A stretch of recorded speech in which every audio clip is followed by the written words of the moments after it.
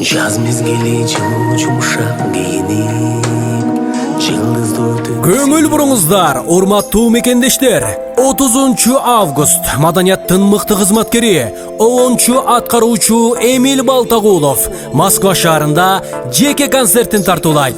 Неге сени сагынам, көрбөй калсам тарынам. Дареги Дасмия рестораны, авиамоторная метросу 4-чү выход.